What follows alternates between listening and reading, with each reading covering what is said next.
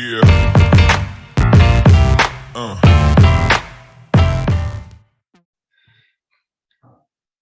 Harusnya kita ada belajar mikro, makro,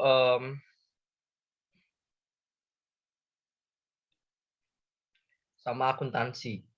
Nah, semuanya ada di semua PPT yang bakal kita pelajarin ada di sini, di drive ini.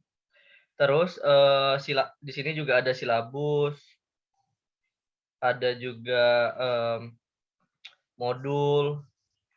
Modulnya itu disertai dengan soal dan pembahasan. Jadi bisa dicek aja di sini. Oke, hari ini kita mungkin ulang lagi ya. Kita belajar tentang mekanisme pasar. Di mekanisme pasar ini kita simpelnya belajar tentang apa? Di mekanisme pasar ini simpelnya kita belajar tentang gimana sih permintaan dan penawaran itu bisa berinteraksi. Jadi kita belajari interaksi permintaan dan penawaran di pasar sehingga harga keseimbangan itu bisa terbentuk. Makanya nanti di sini kita akan belajar tentang permintaan dan penawaran.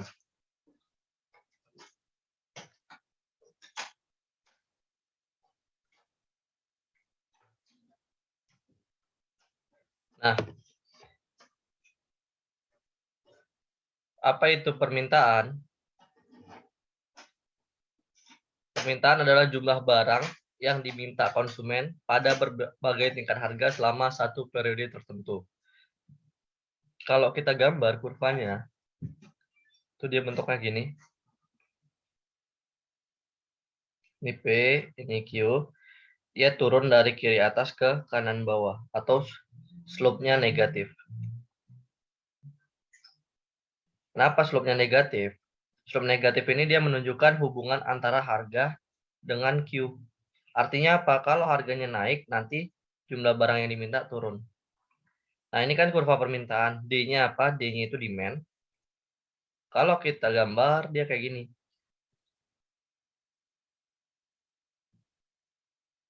Nah, di sini artinya apa?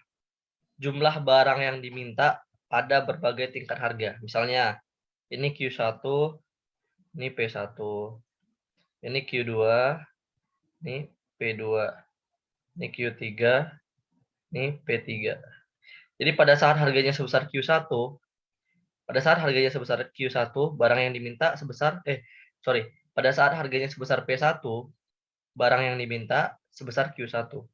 Pada saat P-nya sebesar P2, jumlah barang yang diminta sebesar Q2. Sedangkan pada saat harganya sebesar P3, jumlah barang yang diminta sebesar Q3.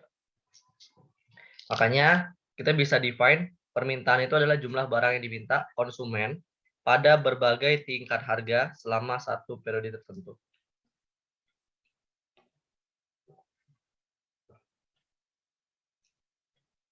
Oh ya, BTW, kalau ada yang mau ditanya bisa langsung diinstruksi aja.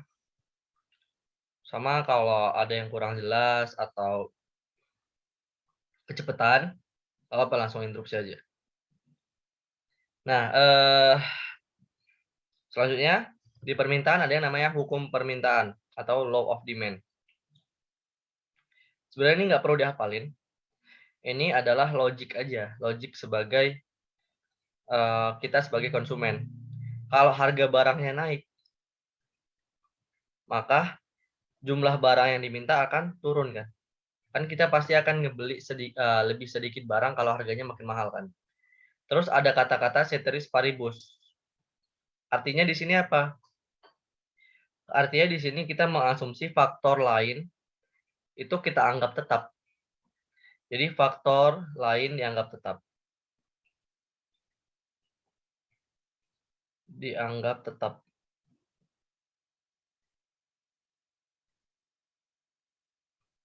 Kenapa? Karena sebenarnya yang mempengaruhi jumlah barang yang diminta itu nggak cuma harga doang, nanti ada beberapa faktor lagi. Tapi di sini kita cuma fokus ngelihat pengaruh faktor harga, kenaikan harga terhadap jumlah barang yang diminta. Makanya kita pakai asumsi yang namanya ceteris paribus. Oke, kalau misalnya ini kan artinya faktor harga ya. faktor harga itu faktor harga atau faktor harga barang itu sendiri.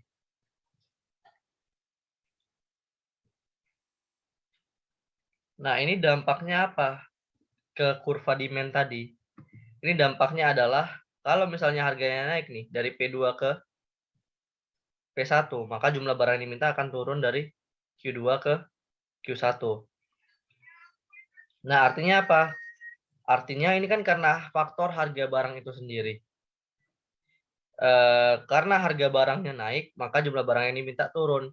Atau misalnya mula-mula di P2Q2 di titik A, sekarang keseimbangannya ada di titik B, yaitu di P1 dan Q1 gara-gara harganya naik. Nah, artinya apa? Kalau dia karena faktor harga, kalau dia karena faktor harga, nanti dia nyebabin yang namanya movement along demand curve. Dia nyebabin yang namanya movement along demand curve.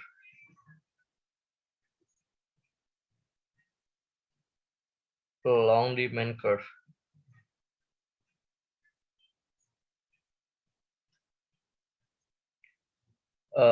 Sorry.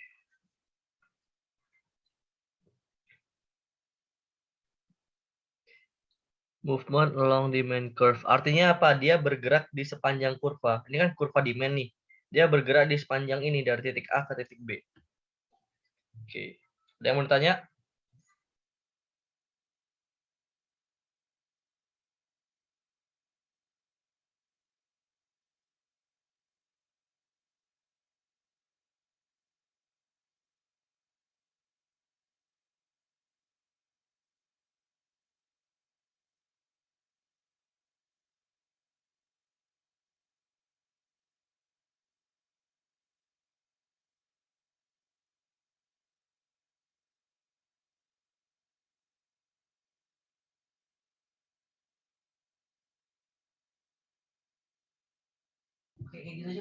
Oke, kalau nggak ada, kita bisa lanjut ya.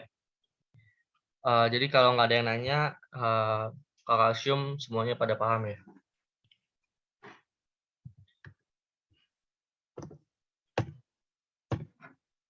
Nah, kalau tadi karena faktor harga kan, dia nyebabin movement along demand curve. Selanjutnya ada yang namanya faktor non harga, faktor selain harga barang itu sendiri. Dia nyebabin apa? Kalau tadi kalau dia faktor harga nyebabin movement atau dia bergerak di sepanjang kurva. Tapi kalau faktor selain harga atau faktor non harga, dia nyebabin pergeseran kurva permintaan atau shifting ya. Ini dua hal yang berbeda dan ini selalu masuk OSK. Jadi make sure kalian semua pada paham. Jadi dia kalau faktor selain harga dia nyebabin geser atau shifting kurva demand-nya. Nah, ada apa aja faktornya? Yang pertama ada harga barang lain yang terkait. Contohnya barang substitusi. Kemarin udah sempat bahas belum barang substitusi itu apa? Interupsi Kak, tadi kemarin itu udah bahas kalau yang barang substitusi, komplementer, dan lain-lain. Nah, barang substitusi itu apa artinya?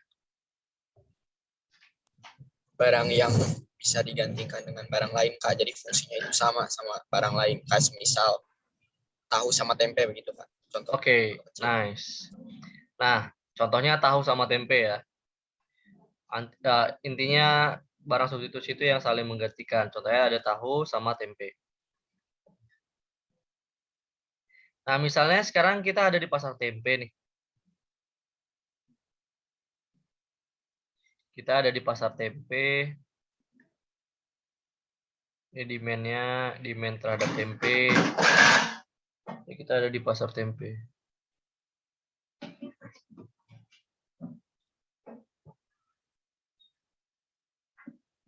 Nah, kalau misalnya dikasih tahu nih, harga tahu naik. Kira-kira kalau harga tahu naik, harga tempe tetap, permintaan terhadap tempe gimana? Naik atau turun? Naik Kak. Kenapa? karena kan itu apa namanya, tadi kan permintaan harga tempe itu naik ya Kak, Harga tahu tahu. itu naik. Ah, Nah, tempe itu tetap otomatis kan tadi yang kita bicarain kan barang substitusi. Barang substitusi kan barang yang bisa diganti dengan barang lain karena fungsinya hampir sama. Nah, nanti ah, masyarakat tuh pasti lebih banyak milih ke tempe karena harga tempe itu lebih kecil lah, lebih rendah relatif daripada lebih harga murah. tahu yang lagi Ah, naik ya, lebih murah gitu Kak. oke. Nah, semuanya bisa ya. Jadi ketika harga tahu naik dan harga tempe itu tetap, orang-orang akan mensubstitusi yang tadinya beli tahu jadi beli tempe. Kenapa? Karena sekarang harga tempe jadi relatif lebih murah. Akibatnya permintaan terhadap tempe naik atau demand-nya geser ke kanan. Itu dia shifting. Karena faktor selain harga. Padahal harga tempenya tetap nih. Tapi gara-gara harga tahunya naik, akibatnya demand terhadap tempenya juga naik. Padahal harga tempenya tetap. Artinya apa? Ketika harga barang substitusi dari tempe ini naik, maka permintaan terhadap tempe juga naik. Atau hubungannya, karena sama-sama naik, dia searah kan? Berarti hubungannya positif. Oke, itu untuk barang substitusi. Kalau barang komplementer, ada yang tahu nggak itu apa?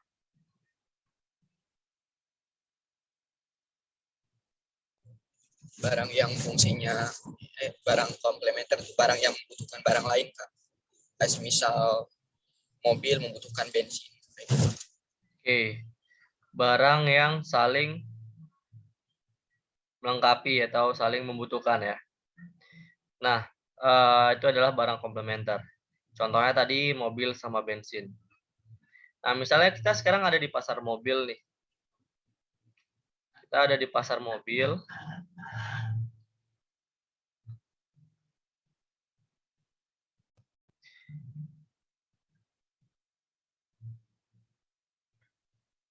Terus diketahui nih ternyata harga bensin naik.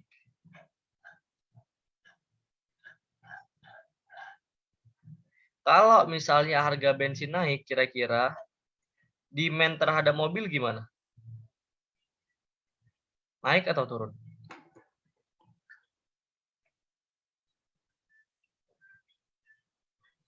Turun Kak. Kenapa tuh?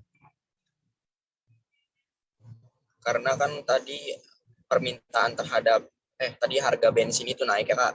Nah, lalu permintaan terhadap mobil itu akan seperti apa? Ya, itu akan turun Kak, dikarenakan harga bensin itu kan menentukan ketika ketika seseorang ingin berkendara misalnya menggunakan mobil, itu kan membutuhkan bensin dan harga bensinnya itu melonjak tinggi, itu nanti akan berdampak ke permintaan terhadap mobilnya yang berkurang.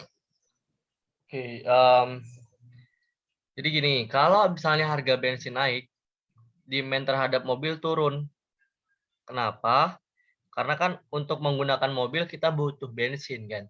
Ketika harga bensin naik, maka biaya untuk menggunakan mobil jadi lebih mahal. Nah, karena biaya untuk menggunakan mobil jadi lebih mahal, makanya demand terhadap mobil akan turun. Artinya apa?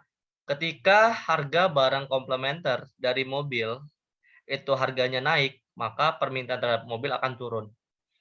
Dari sini kan kita tahu yang satu naik, yang satu turun kan. Harga bensin naik, permintaan terhadap mobil turun atau demand-nya shifting ke kiri. Nah, artinya apa? Karena dia hubungannya berlawanan, berarti karena dia arahnya berlawanan, berarti hubungannya negatif, saling berlawanan. Oke, sampai sini ada yang mau ditanya?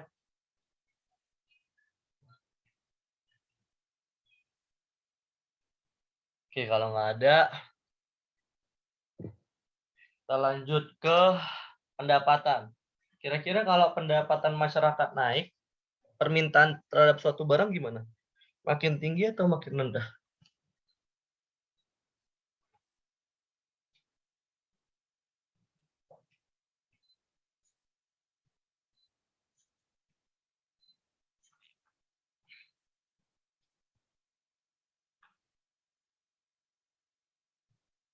Halo?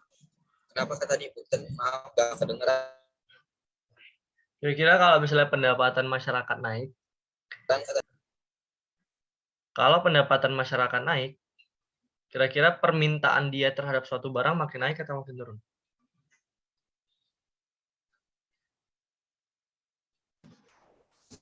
Menurut aku, Kak, kalau menurut aku itu permintaan terhadap suatu barangnya karena pendapatannya naik itu otomatis akan hubungannya positif. Jadi naik lagi.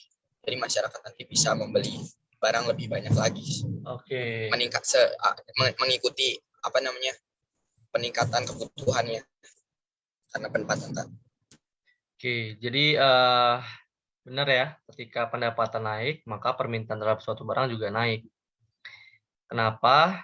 Ya karena emang karena pendapatannya meningkat, kemampuan dia untuk beli atau daya belinya juga meningkat kan. Kayak demand-nya terhadap suatu barang juga naik atau hubungannya searah atau positif. Atau demand-nya geser ke kanan.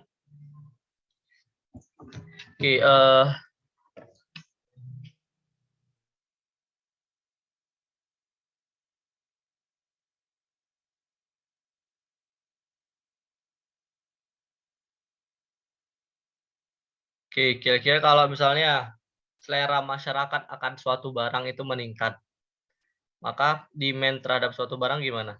Naik atau turun?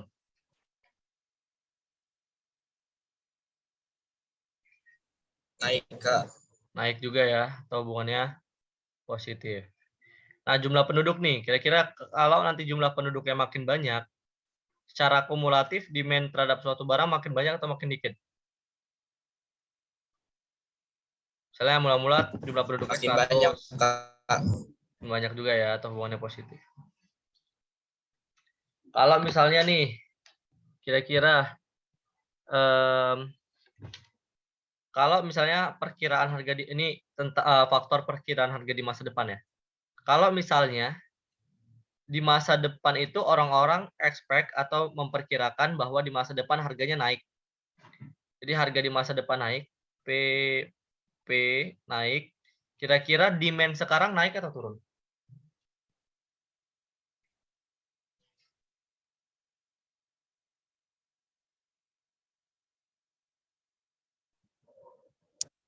Sekarangnya naik, Kak, karena di masa depan harga itu bakal membeli lebih banyak pada masa sekarang. Itu menurutku. Dan Oke, demand sekarang juga naik. Kenapa? Karena kalau misalnya di masa depan harganya naik, orang-orang akan beli barang lebih banyak kan. Sorry, maksudnya kalau misalnya harga di masa depan naik, nih misalnya harga HP nih di masa depan naik, berarti orang-orang cenderung beli sekarang. Kenapa? Karena untuk menghindari kenaikan harga di masa depan. Gimana? Ada pertanyaan? Sedangkan kebalikannya, kalau misalnya di masa depan harganya turun nih, maka permintaan terhadap barang itu sekarang akan turun juga. Kenapa? Karena orang akan nunggu di masa depan. Jadi orang akan nunggu di masa depan ketika harganya turun. Jadi belinya lebih murah. Atau karena sama-sama turun berarti hubungannya searah positif. Aman ya? Oke. Selanjutnya distribusi pendapatan. Kalau misalnya ini sebenarnya sama kayak pendapatan sih efeknya. Kalau misalnya distribusi pendapatannya makin bagus, biasanya demand-nya itu cenderung stabil. Demand-nya cenderung stabil atau naik. Jadi hubungannya juga positif. Oke, ini faktor-faktor non harga. Ada berapa faktor? 1, 2, 3, 4, 5, 6. Ini faktor-faktor non harga yang mempengaruhi permintaan ya. Dihafalin dan juga dihafalin pengaruhnya. Maksudnya di make sure semuanya bisa menganalisisnya. Karena ini pasti bakal masuk OSK.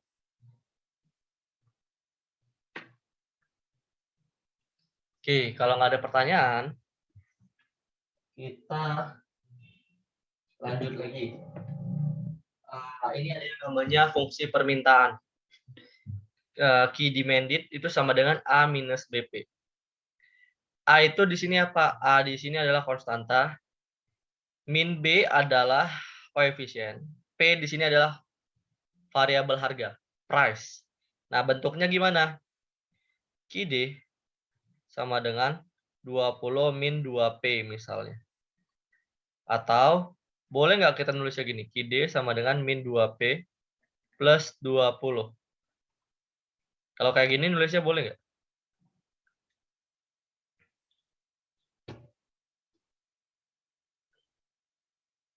Gimana yang lain? Ada Ayu, ada Alma. Gimana? Salma gimana Salma? Kira-kira boleh nggak kalau kita nulisnya kayak gini?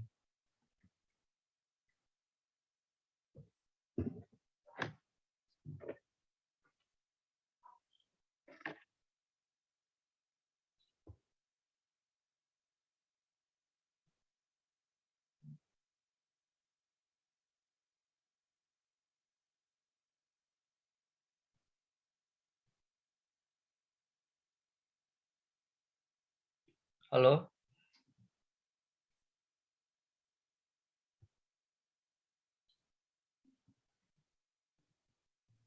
Kurang tahu Kak ini kalau ini Kak. Boleh jelasin Kak? Oke. Jadi gini.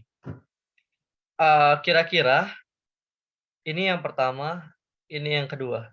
Yang pertama sama yang kedua ini sama nggak?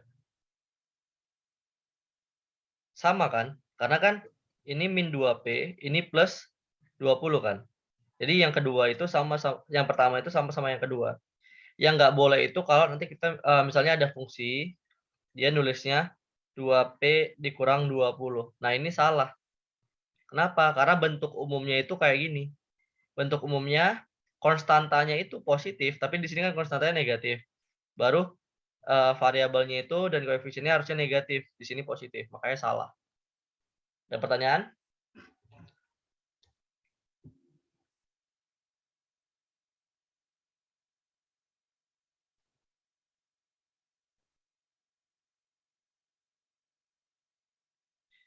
Oke, kalau nggak ada, kita lanjut ya. Ini yang tadi kurva permintaan. Kurva permintaan tadi, ini ada ketika dia shifting. Berarti kalau shifting gara-gara apa? Faktor selain harga ya. Non harga. Nah, ada yang dia movement. Ini namanya movement.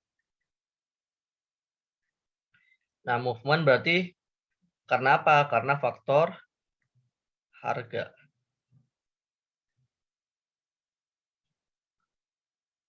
Itu faktor harga barang itu sendiri. Dia nyebabin bergerak dari titik A1 misalnya ke A2. Dia move up. Kalau dari A1 ke A3 dia berarti move down. Itu. Kalau ini dia bergeser dari D ke D aksen atau dari D ke D double aksen. Dia bisa bergeser ke kanan kalau nambah, bisa bergeser ke kiri kalau berkurang. Oke. Selanjutnya ada yang namanya beberapa barang yang melanggar hukum permintaan. Tadi hukum permintaan apa? Kalau misalnya harganya naik, maka jumlah barang yang diminta gimana? Naik apa turun?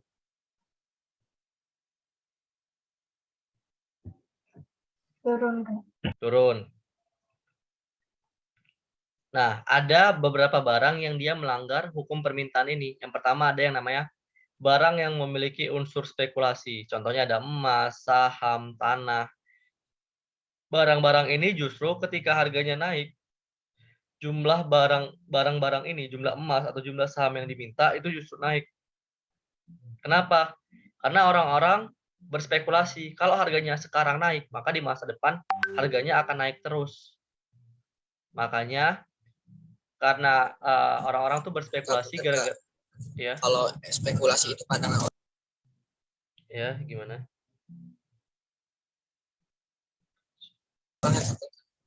Bukan Kak, kalau putus-putus. spekulasi itu pandangan dari orang-orang ya Kak. Kayak misalkan ke barang emas, saham. Jadi spekulasi itu kayak dia berekspektasi atau apa ya? Ibaratnya kayak dia gambling lah, berspekulasi. Oh, kalau harga emas naik nih, hari ini naik, berarti besok harganya bakal naik lagi nih. Makanya sebelum harganya besok naik, dia beli sekarang. Makanya ketika harganya naik, quantity sekarangnya juga naik gitu. Karena orang-orang spekulasi di masa depan harganya naik, makanya dia beli sekarang supaya dia bisa dapat cuan di masa depan. Gitu loh. Kebayang nggak? Dia bisa dapat untung di masa depan karena harga belinya lebih murah daripada harga jual. Sama tanah gitu Kak. Tanah, saham, emas gitu gitu juga.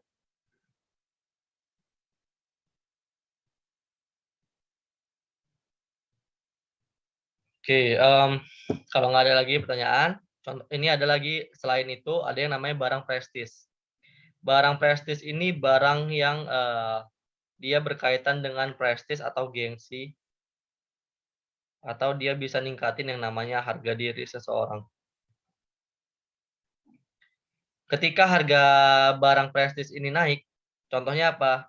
Mobil mewah, lukisan dari pelukis terkenal, Supreme Golf atau apalagi barang antik. Nah, justru ini sama, ketika harganya nanti naik, yang beli justru makin banyak. Kenapa? Karena ketika harganya makin mahal dan dia mampu ngebeli barang itu tuh bakal naikin gengsi atau harga dirinya. Kayak ibaratnya, oh harganya mahal nih, tapi dia mampu beli. Jadi harga dirinya bisa keangkat gitu atau gengsinya bisa naik gitu. Makanya ini juga melanggar hukum permintaan. Justru ketika harganya makin mahal, kuantiti barang yang diminta itu juga makin banyak juga.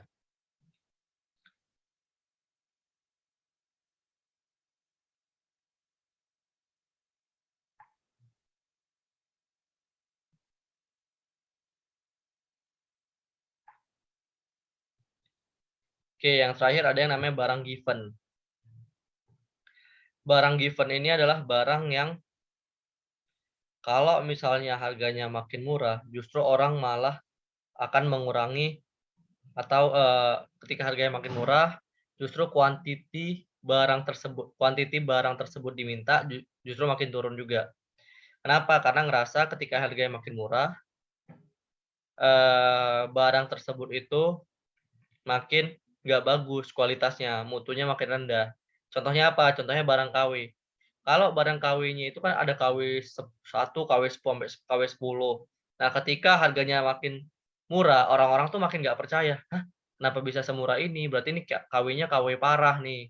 Jadi kayak kalaupun KW jangan terlalu KW lah gitu. Kayak pasti kalau KW parah kualitasnya juga kurang bagus. Maka yang beli barang KW parah itu akan semakin berkurang karena ngerasa kualitasnya nggak bagus gitu. Itu barang given.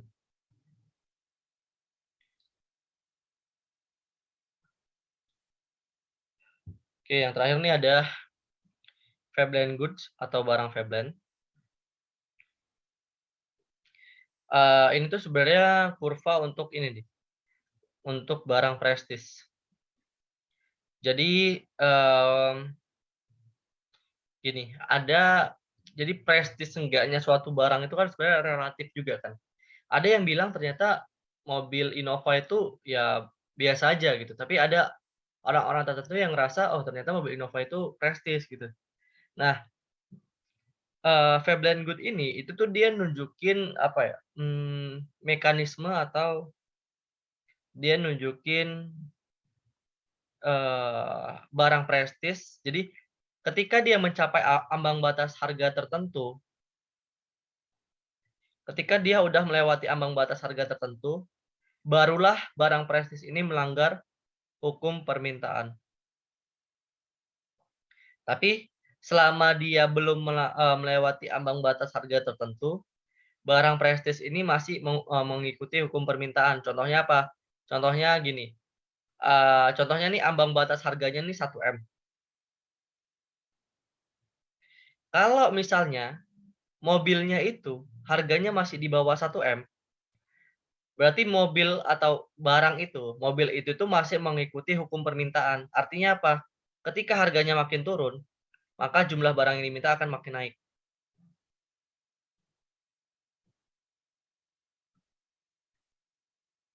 Tapi ketika dia udah melewati ambang batas harga 1M ini, jadi misalnya ketika harga mobilnya udah lebih dari 1M, itu udah dianggap sebagai barang yang sangat prestis. Jadi ketika harganya udah lebih dari 1M, harga mobilnya lebih dari 1M, dia baru melanggar hukum permintaan. Nih, ketika harganya naik dari P ke P2 misalnya, maka jumlah barang yang diminta juga naik dari Q1 ke Q2 misalnya gitu. Jadi dia melewati ambang batas harga tertentu dulu nih baru bisa dianggap sebagai barang prestis. Itu kalau di Veblen Good. Karena kalau masih di bawah ambang batas tertentu, harga ambang batas tertentu, barang prestis tadi itu masih mengikuti hukum permintaan. Ini Q1, Q2. Justru ketika harganya naik dari P1 ke P2, Q-nya juga naik nih dari Q1 ke Q2. Itu untuk Veblen Good. Ada yang mau ditanya?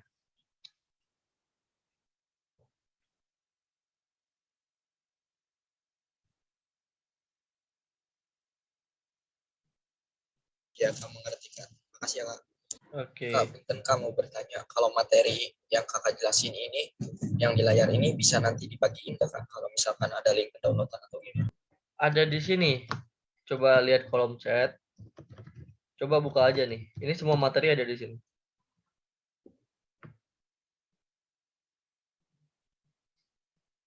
Coba. Oke. Gimana cara bukanya? Ini coba di share Baik, Kak, screen. punten. Sudah, Kak. Oke. Gimana cara bukanya? Nih, saya coba share screen. Ketik aja di Google bit.ly/latihan OSK. Tapi harus huruf kapitalnya diperhatiin ya. P-nya capital, OSK-nya capital. Baru di enter. Nah, ini kan ada beberapa nih. Ada ini akuntansi, PPT akuntansi. Ini ada 3 berarti. Nah, mikroekonomi yang bakal kita pelajarin ke depannya. Ini semua PPT-nya ada di sini. Ini PPT yang tadi, mekanisme pasar. Terus ada makroekonomi. Udah lengkap juga. Jadi kalian bisa akses, baca-baca. Terus ini ada modul. Modulnya ini juga lengkap. Dari 1 sampai 10. Kayak 200 halaman.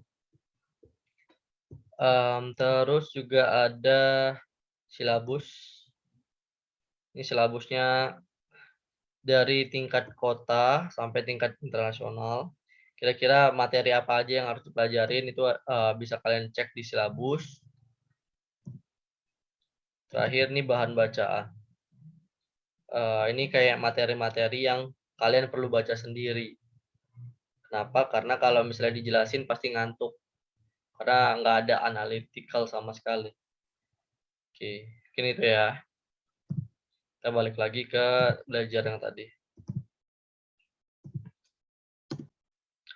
Nah, ini yang melanggar hukum permintaan.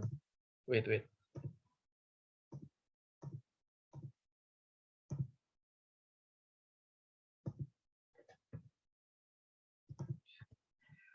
Kalau nggak ada, kita lanjut ke penawaran. Berarti kalau penawaran datangnya dari sisi apa?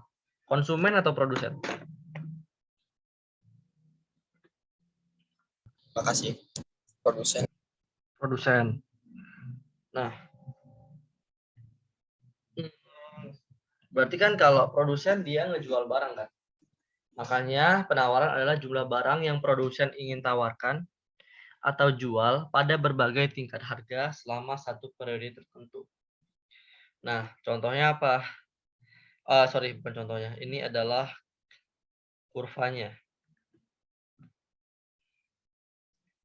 Ini kurva penawaran atau kurva supply. Ini harga, ini quantity, ini supply. Nah, dia itu naik dari kiri bawah ke kanan atas, atau slope-nya itu positif. Artinya dia nunjukin hubungan P dan Q itu positif. Kalau P-nya naik, Q-nya juga naik. Nih, ketika harganya sebesar P1, kuantiti yang ditawarin sebesar Q1. Ketika harganya sebesar P2, kuantiti yang ditawarin juga sebesar Q2. Dia kan searah ya. Naik, berarti hubungannya positif, searah. Nah, ini selanjutnya kita bahas hukum penawaran. Ya, ini juga logik sih. Kita sebagai penjual pasti ingin ngejual barang lebih banyak, atau kita mau nawarin barang lebih banyak ketika harganya naik kan. Karena ketika harganya naik kan, ketika harganya naik dan kita bisa ngejual barang lebih banyak, kita lebih untung atau lebih pendapatan kita nambah. Nah, makanya hukum penawaran bunyinya itu ketika harganya naik, maka jumlah barang yang ditawarkan juga naik. Ceteris paribus. Ceteris paribus itu tadi ya sama ya. Kita nganggap faktor lain yang mempengaruhi faktor-faktor lain yang mempengaruhi jumlah barang ditawarkan itu dianggap tetap. Nih,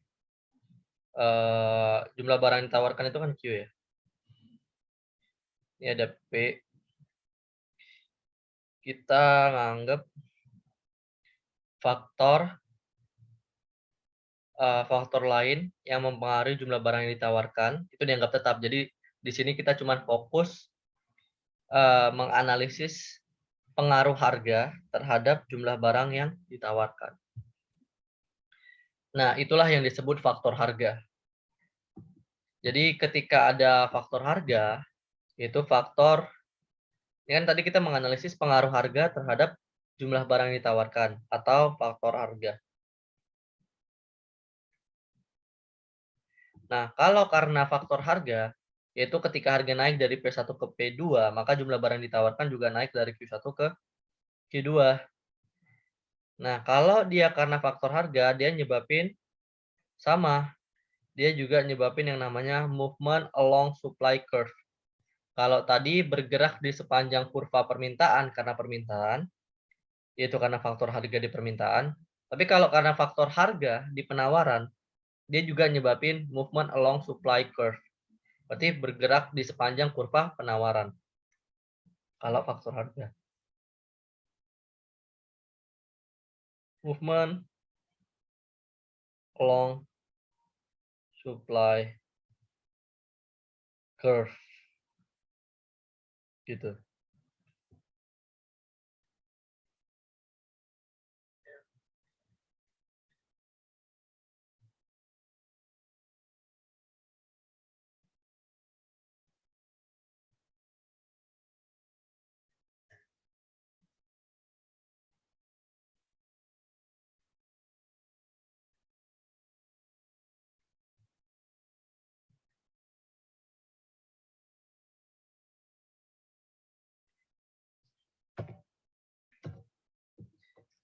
Oke, tapi kalau faktor selain harga, nih faktor non harga, dia bukan nyebabin movement, tapi dia nyebabin bergeser atau shifting ya. Jadi dia nyebabin bergeser atau shifting. Jadi kurva penawarannya geser dari S1 misalnya ke S-aksen. Karena apa? Karena faktor selain harga. Nah, ada apa aja faktornya? Ini bukan ya, ini jarang. Itu ada 1, 2, 3, 4. Yang pertama biaya produksi.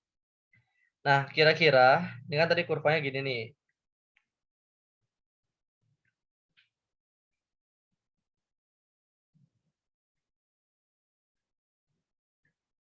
Ini P, ini Q. Kalau biaya untuk memproduksi barang jadi makin mahal, atau cost-nya naik, biaya produksi naik, kira-kira barang yang bisa dijual, jadi dengan anggaran yang sama, barang yang bisa dijual atau yang bisa ditawarkan itu makin banyak atau makin dikit?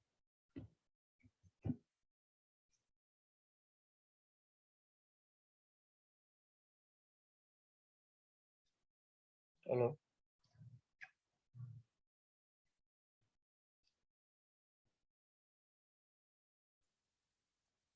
Makin sedikit. Makin sedikit ya. Kenapa? Karena biaya untuk produksi barangnya jadi lebih mahal, sedangkan kemampuan produksi kita makin kecil kan. Karena anggaran kita tetap. Jadi karena biaya untuk memproduksi barangnya makin mahal, dengan anggaran yang tetap, kemampuan kita untuk memproduksi barang jadi makin kecil, makanya jumlah barang yang kita produksi makin dikit atau S-nya bergeser ke kiri dari S ke S aksen. Terus harga faktor produksi. Ini turun ya atau hubungannya negatif. Kalau harga faktor produksi atau harga inputnya itu makin mahal, contohnya apa? Harga faktor produksi.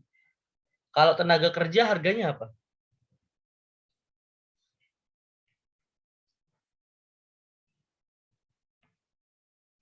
Harga tenaga kerja dilambangin apa?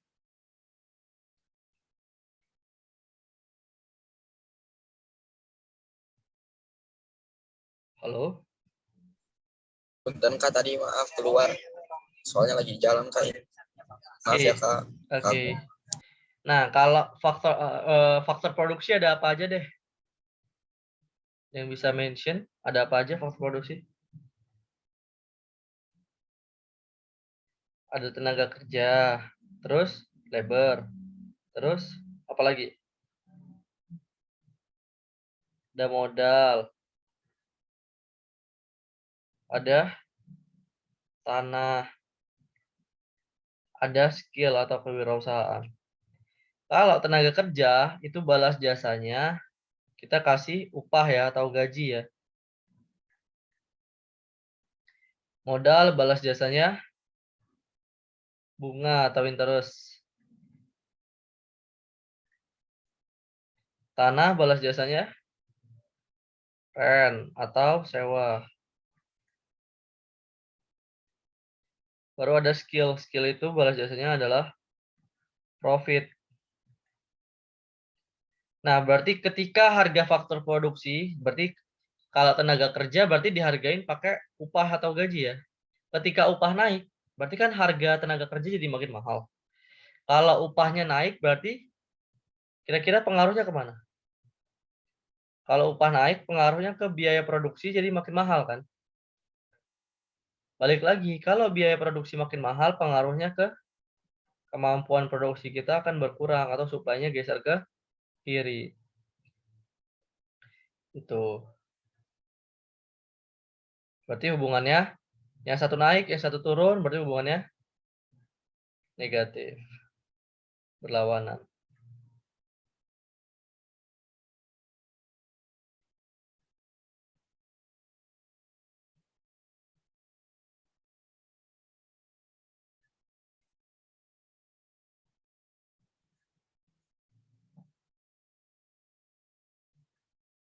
Oke, teknologi.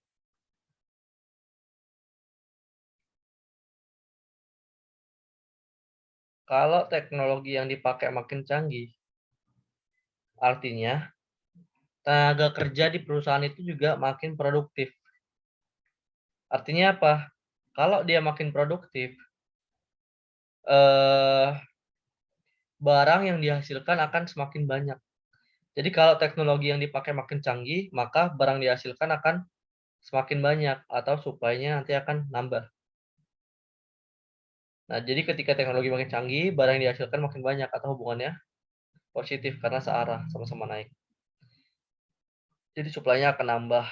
Dia bergeser ke kanan dari S ke S aksen.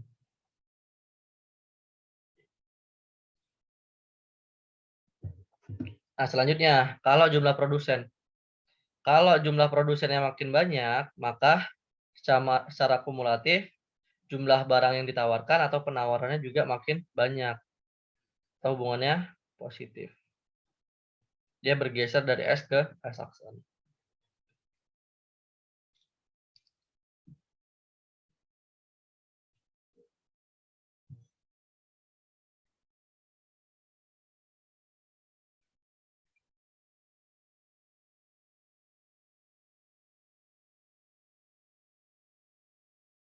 Gitu. Ada yang mau ditanya?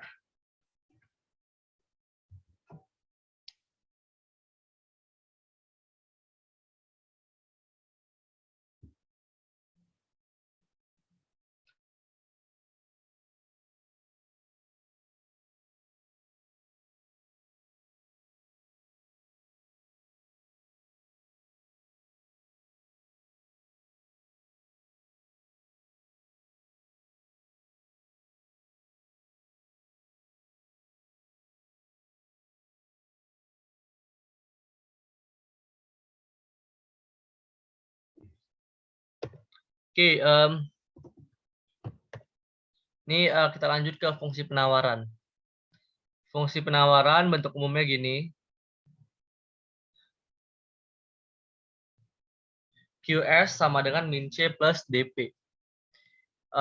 Min C di sini apa? Ini adalah konstantanya. Ini adalah variabel harga dan koefisiennya. Biasanya bentuknya gini. QS sama dengan min 20 plus 3P misalnya.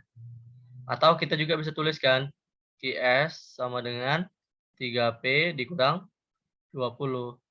Jadi konstantanya nanti minus, ininya positif. Gitu.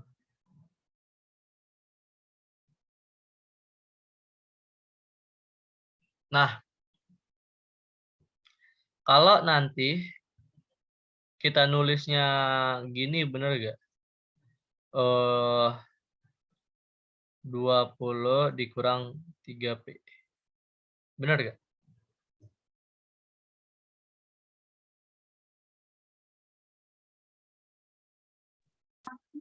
Salah, Kak. Salah ya? Izin jawab. Santai aja, nggak usah izin-izin. Kayak ya udah ceplos aja, santai aja. Nah, kenapa? Karena kan harusnya konstantanya minus, terus 2P-nya itu harusnya variabelnya harusnya positif kan, tapi di sini minus. Kayak salah.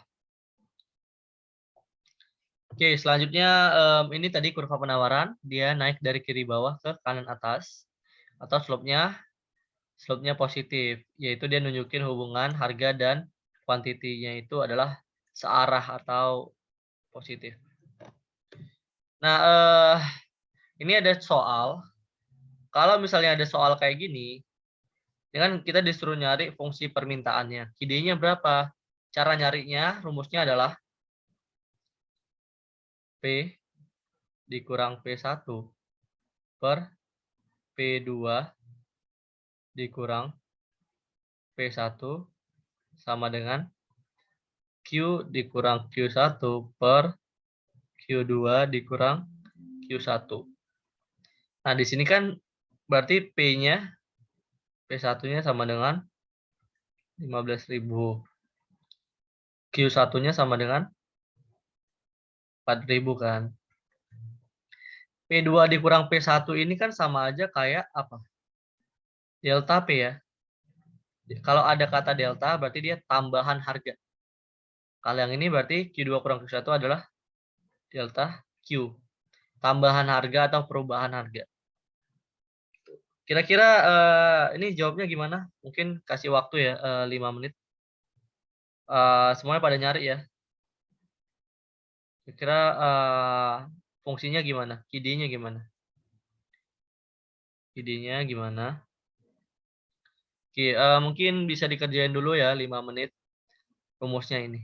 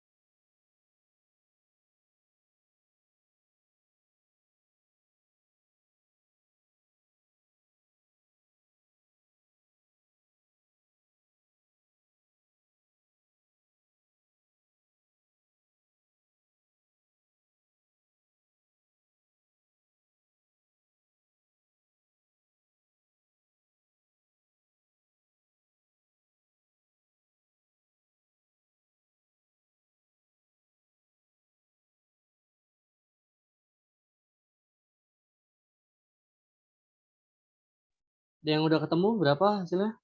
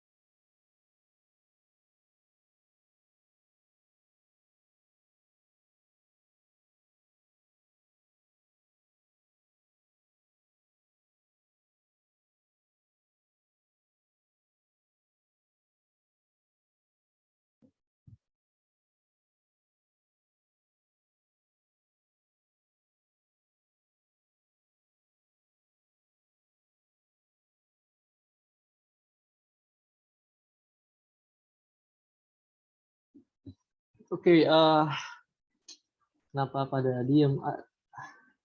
Ada yang nemu berapa idenya? Oke, kita bahas bareng-bareng ya. Kan tadi rumusnya P dikurang P1. P1-nya kan 15.000 ya. Per P2 kurang P1. Setiap kenaikan harga 1.000, berarti kan P2-nya 16.000 ya. Berarti P2 kurang P1-nya 1.000 ya. Sama dengan Q kurang Q1. Q1-nya 4.000. Permintaannya turun 500 buah. Artinya apa? Q2-nya 3.500. Q1-nya 4.000 kan. Berarti Q2 kurang Q1 adalah min 500. Nah, ini tinggal dikali silang aja sebenarnya. Min 500 dikali P dikurang 15.000 per 1.000. Coret, sorry, harusnya kita kali ke kanan aja sih, biar lebih gampang. Berarti kan ini kita kali ke kanan. Kali ke kanan, P dikurang 15.000 sama dengan Q dikurang 4.000 dikali 1.000 per min 500. Coret, silakan min 2 ya. P dikurang 15.000 sama dengan min 2Q. Dikali ke dalam ya. Min 2Q ditambah 8.000.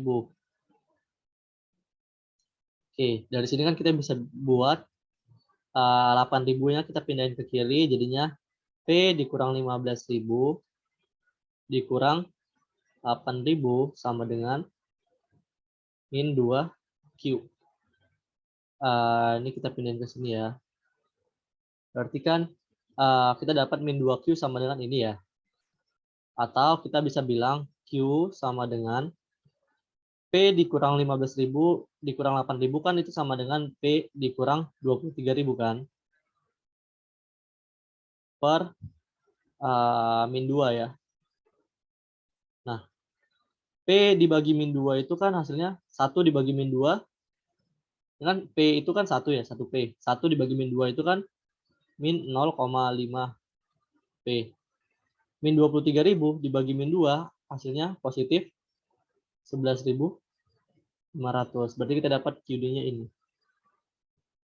Kan bentuk umum dari QD sama dengan A min BP. Ini min BP-nya, ini A-nya. Ada pertanyaan?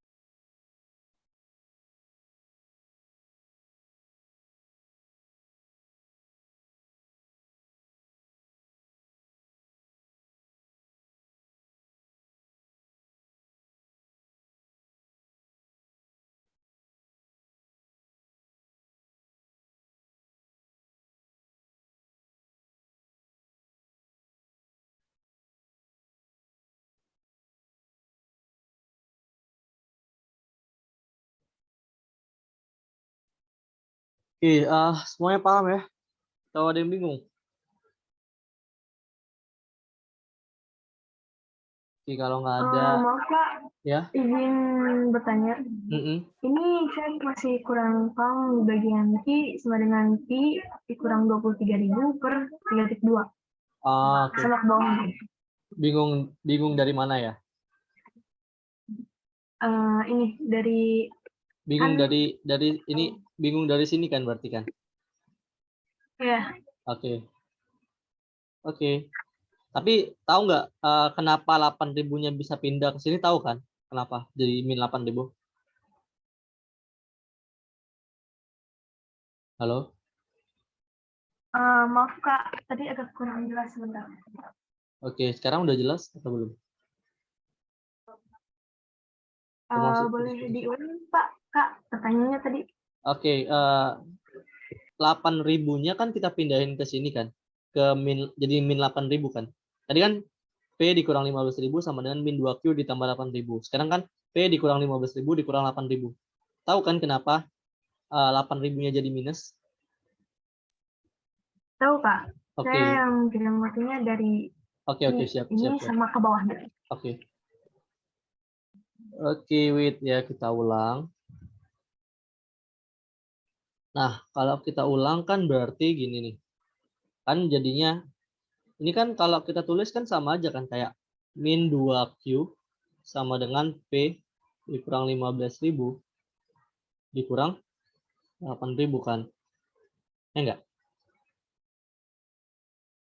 Nah, P dikurang 15.000 dikurang 8.000 kan itu sama dengan P dikurang 23.000 kan. Ya enggak? Berarti kan kita bisa buat Q, kan yang kita cari itu Q, sama dengan P dikurang 23.000 per min 2.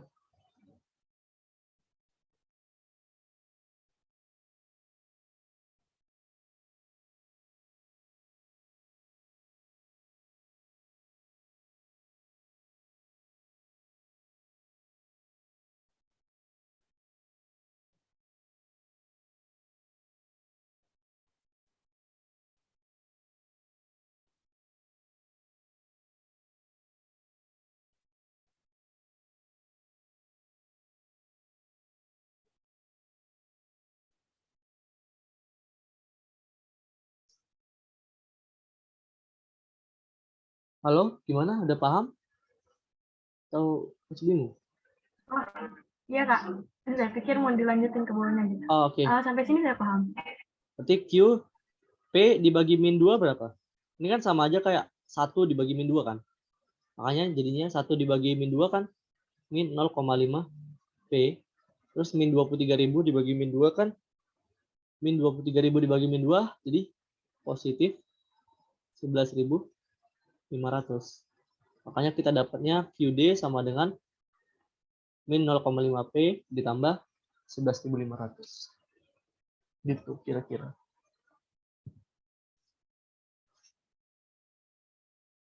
Oke Kak. Oke. Oh, sudah paham saya. Tadi Oke. ada miss mungkin. Terima kasih. Oke, sama-sama. Apa kalau misalnya nggak paham atau bingung, tanya aja. Oke, ini bisa kita lanjut. Nah, selanjutnya inilah objektif dari mekanisme pasar, yaitu terbentuknya harga keseimbangan.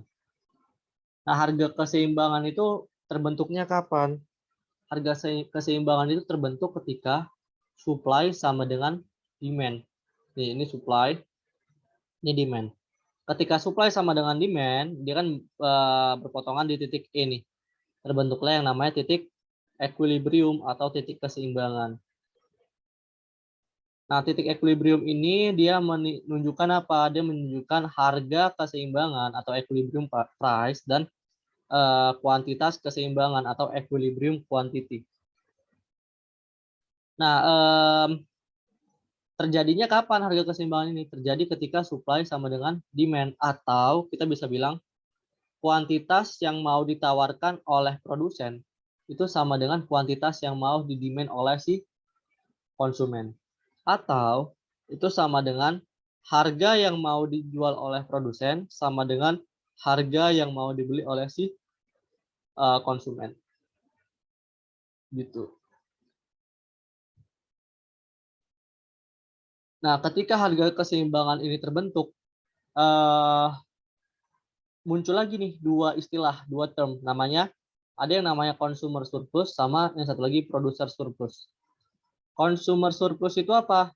Consumer surplus itu daerahnya ada di bawah kurva permintaan, di atas harga keseimbangan nih.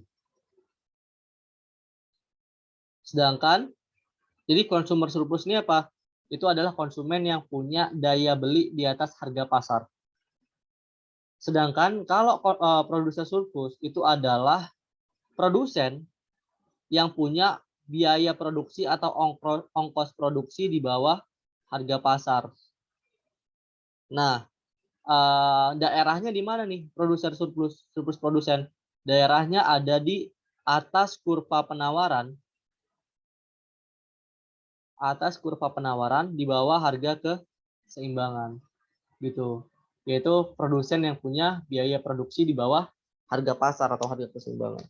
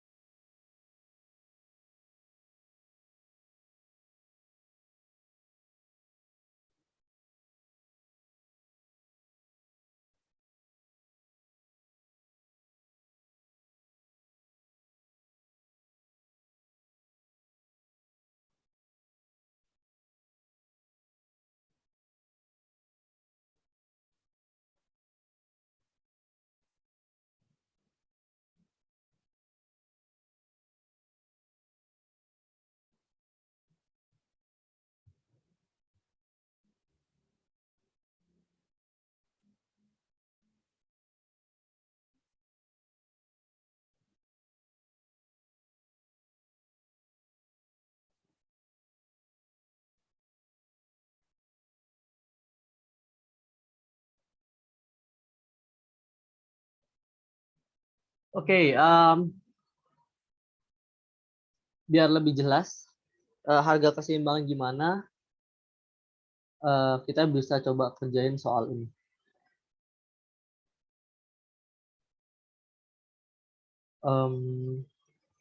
Nih, ini kan ada dua persamaan nih. Pertama kita mesti nentuin nih, mana yang persamaannya permintaan, mana yang dia P demand, mana yang dia P supply. Kira-kira dari sini kita bisa tentuin nggak mana yang P supply, mana yang P demand? Ya udah kita lihat aja. Kalau di sini kan ketika harganya naik, hubungannya sama Q gimana? Naik juga kan? Berarti hubungannya positif kan? Kalau hubungannya positif, berarti dia supply ya. Ini adalah fungsi supply atau fungsi penawaran.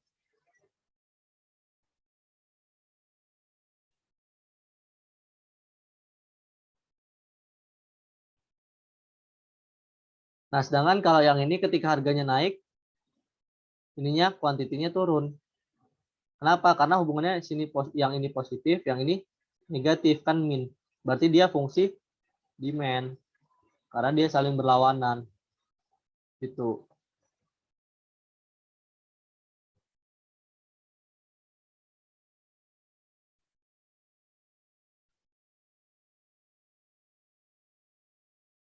Oke, berarti nomor 1 kira-kira bisa kita jawab nggak? Kuantitas permintaan jika harga di pasar 2. Berarti yang dipakai yang demand kan? Harganya 2 katanya. Berarti P-nya sama dengan 2. Berarti 2 sama dengan min 0,5 Q ditambah 20. Nah, ketika harganya 2, Q-nya berapa? Berarti kan kita bisa operasi ini. Berarti 0,5 Q sama dengan 20 dikurang 2. Q sama dengan 18 dibagi 0,5 sama dengan 36. Jadi nomor 1 jawabannya ketika P-nya 2, Q-nya berapa? 36. Oke, coba cari nomor 2. Oke, mungkin waktunya 3 menit kali ya. Coba cari nomor 2 gimana?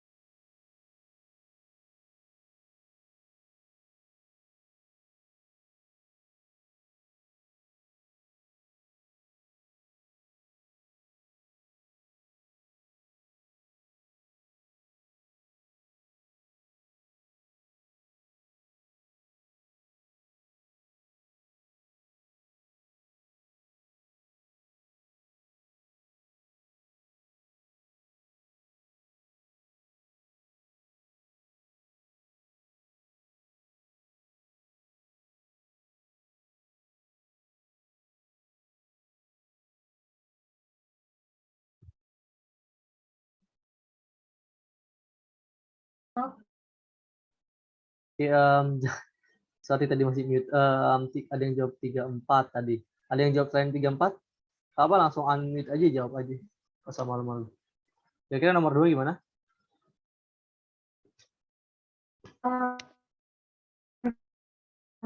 Q sama dengan 18 per 0,5 sama dengan 36. Kok bisa jadi 36? Coba dibagi aja pakai kalkulator. Kan 18 dibagi 0,5. Berarti kan ini sama aja kalau misalnya kita ini 18, 0,5 itu kan 1 per 2 kan. Berarti Q sama dengan 18 dikali 2 per 1 kan. Ya enggak? 18 dibagi 1 per 2 itu kan sama aja kayak 18 dikali 2 per 1 kan. Ya enggak? Oh iya Kak. Oke, nggak apa-apa. Oke, kalau yang nomor ini gimana? Nomor 2?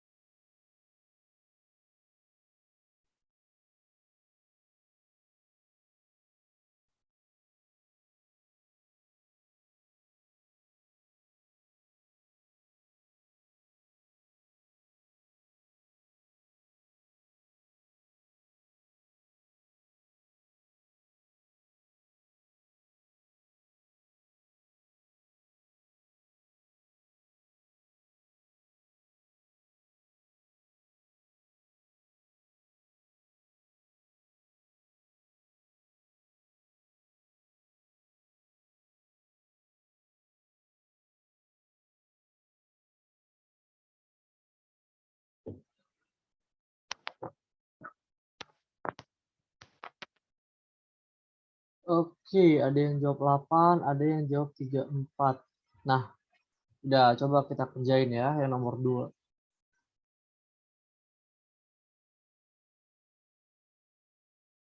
Yang nomor 2 itu kuantitas penawaran jika harga di pasar 3. Berarti kita pakai yang supply ya. Ketika harganya 3, Q-nya berapa? Berarti P-nya 3 sama dengan 0,25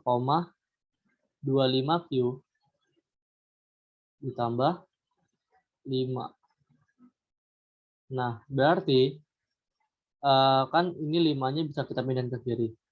3 dikurang 5 sama dengan 0,25 Q. Berarti 0,25 Q sama dengan min 2. Ya enggak? 3 kurang 5 kan minus 2.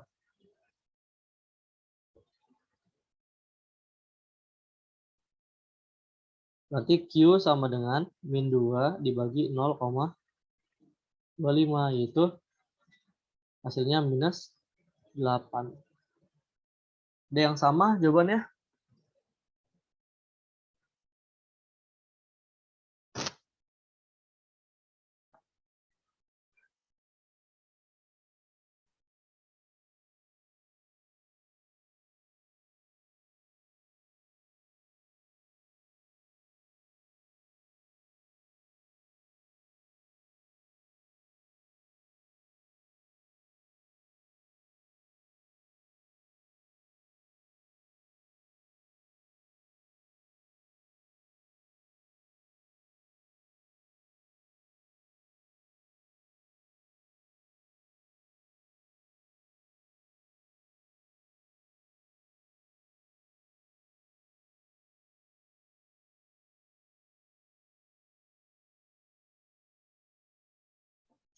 Oke, selanjutnya kita coba yang nomor 3 nih. Berapa harga dan kuantitas keseimbangan pasar? Tadi kan harga keseimbangan itu terjadi kapan? Ketika kuantiti yang mau disuplai itu sama dengan kuantiti yang mau di demand.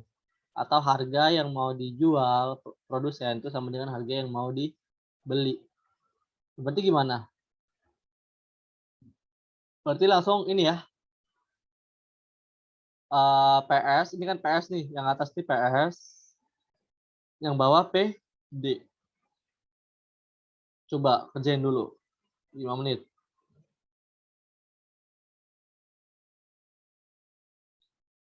Oke, ini kita keep dulu ya.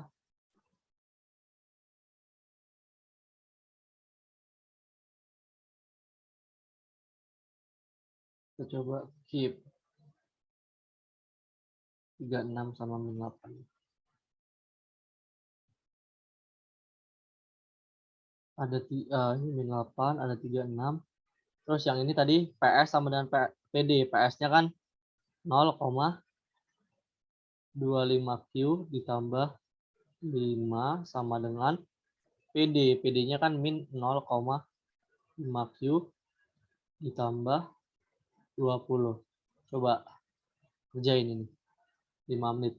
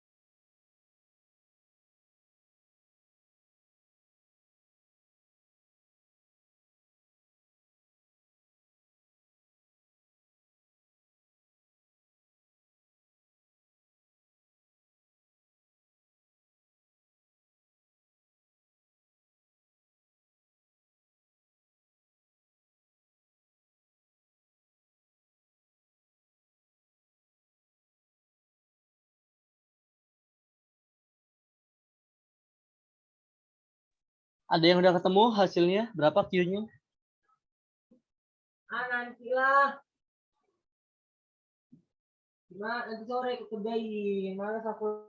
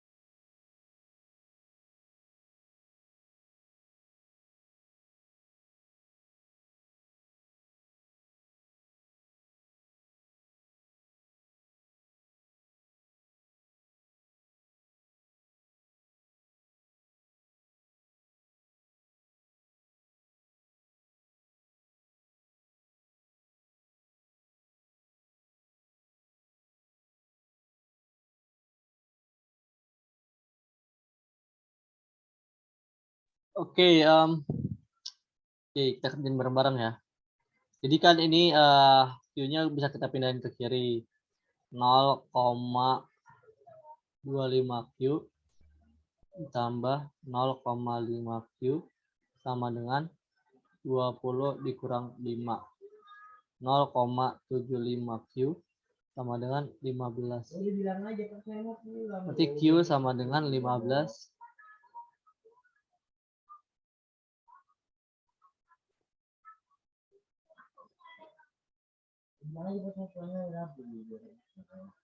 Berarti Q sama dengan 15 dibagi 0,75 berapa? Bisa pakai kalkulator ya. Jadi ini sebenarnya 3/4. 4/3 hasilnya itu 20. Nah, kan dapat nih kita Q-nya 20. Q-nya 20 itu adalah Q keseimbangannya. Ini adalah Q keseimbangannya. Ketika Q-nya 20, P-nya berapa? Kita masukin aja langsung ke yang P demand-nya. Jadi kan P demand sama dengan min 0,5 Q ditambah 20. Berarti P-nya sama dengan min 0,5 dikali 20 ditambah 20. P sama dengan min 0,5 kali 20 kan min 10 ya. Ditambah 20. P sama dengan itu. Berarti kita dapat P harga keseimbangannya 10, Q keseimbangannya 20. Ada pertanyaan?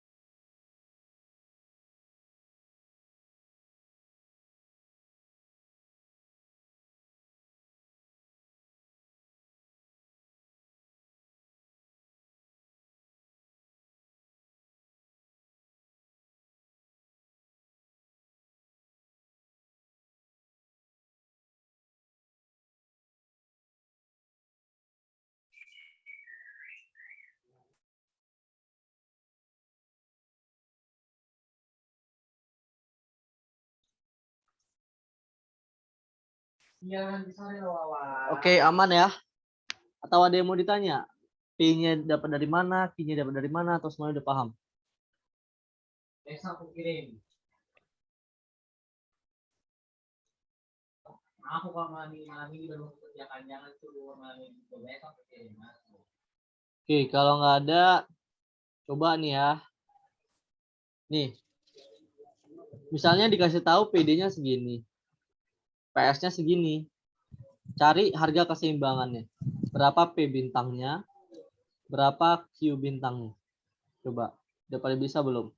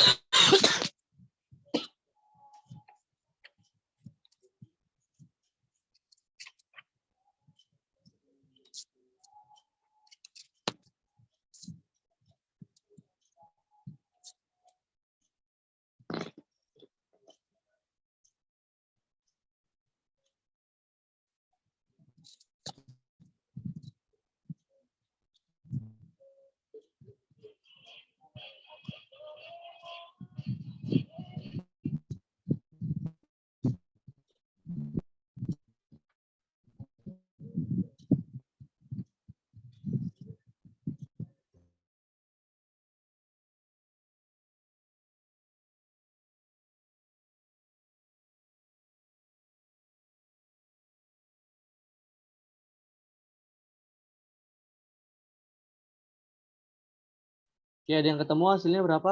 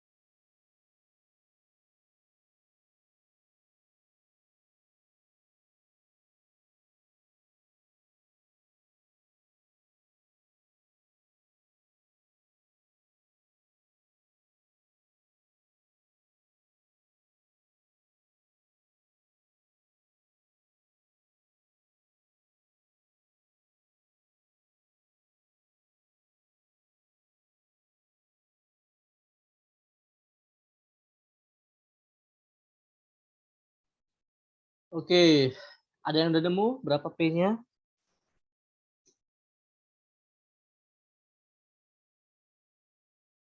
Berarti kan ini simpel ya, tinggal PD sama dengan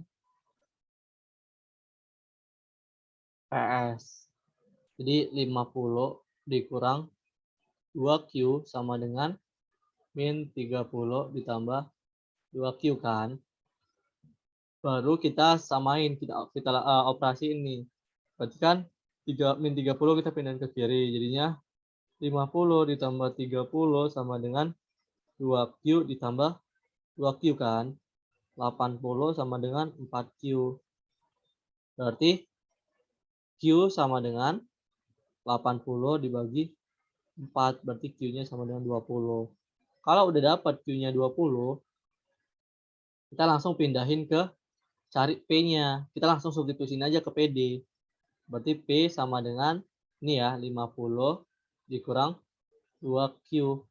Berarti P sama dengan 50 dikurang 2 dikali 20. Berarti P sama dengan 50 dikurang 40. P-nya sama dengan 10. Berarti kita dapat P bintangnya 10, Q bintangnya 20. Ada pertanyaan? Halo.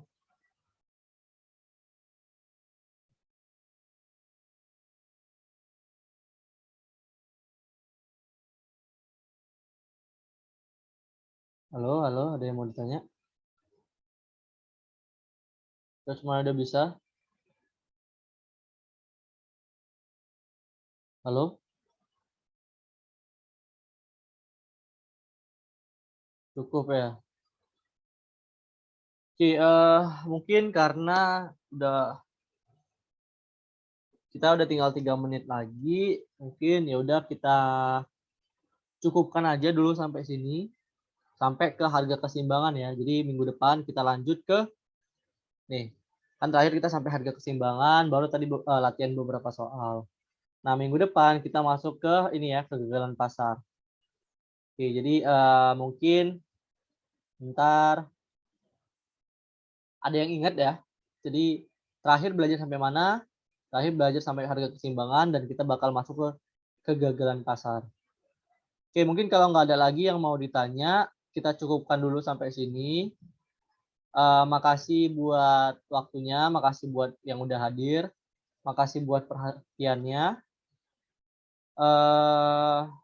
Semoga ilmunya bisa bermanfaat nanti pas kalian mungkin nggak di sini atau mungkin nanti pas OSK atau mungkin nanti pas mau UTBK dan lain-lain.